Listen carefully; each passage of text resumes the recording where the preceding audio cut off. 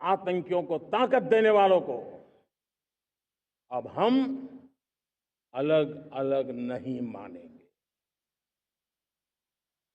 वो मानवता के समान दुश्मन है, उनके बीच कोई फर्क नहीं है। अब भारत ने तय कर लिया है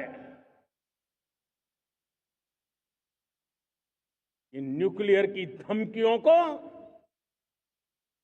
अब हम सहने वाले नहीं हैं।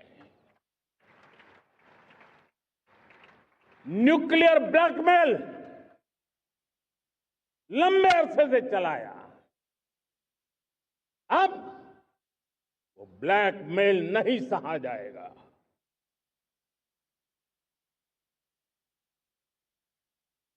आगे भी अगर दुश्मनों ने ये कोशिश जारी रखी, हमारी सेना तय करेगी, सेना की शर्तों पर, सेना जो समय निर्धारित करे उस समय पर, सेना जो तौर तरीके तय करे उस तौर तरीके से, सेना जो लक्ष्य तय करे उस लक्ष्य को अब हम अमल में ला करके रहने वाले हैं।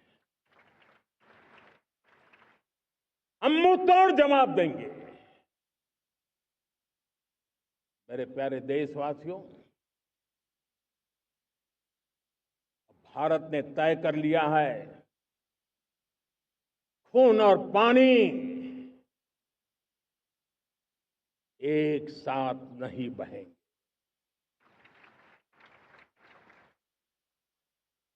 अब देशवासियों को भली भांति पता चला है कि सिंधु का समझौता कितना अन्यायपूर्ण है, कितना एक तरफा है। भारत से निकलती नदियों का पानी दुश्मनों के खेत को सींच रहा है और मेरे देश के किसान, मेरे देश की धरती पानी के बिना प्यासी है।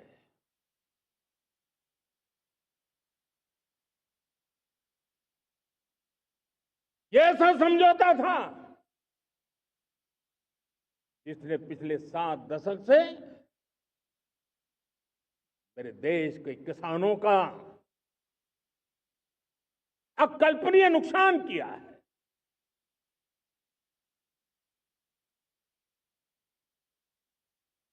अब हिंदुस्तान के हक का जो पानी है उस पर अधिकार सिर्फ और सिर्फ हिंदुस्तान का है, हिंदुस्तान के किसानों का है। भारत कतई सिंधु समझौते को, उस स्वरूप को दशकों तक सहा है, उस स्वरूप को आगे नहीं सहा जाएगा। किसान हित में, राष्ट्र हित में ये समझौता हमें मंजूर नहीं है। मेरे प्यारे देशवासियों, आजादी के लिए असंख्य लोगों ने बलिदान दी, अपनी जवानी खपा दी, जेलों में जिंदगी गुजारी है, फांसी के तख्त पर लटके हैं। कुछ लेने पाने बनने के लिए नहीं, मां भारती के स्वाभिमान के लिए, कोटि कोटि जनों की आजादी के लिए, गुलामी की जंजीरों को तोड़ने के लिए। और मन में एक ही भाव था, स्वाभिमान। साथियों, गुलामी ने हमें निर्धन बना दिया, गुलामी ने हमें निर्भर भी बना दिया। औरों पर हमारी निर्भरता बढ़ती गई।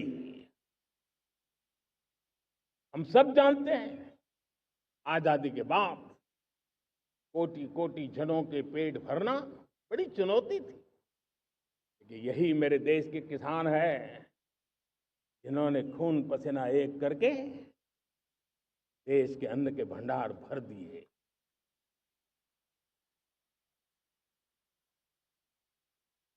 अनाज के संबंध में देश को आत्मनिर्भर बना दिया। एक राष्ट्र के लिए आत्मसम्मान की सबसे बड़ी कसौटी आज भी उसकी आत्मनिर्भरता है।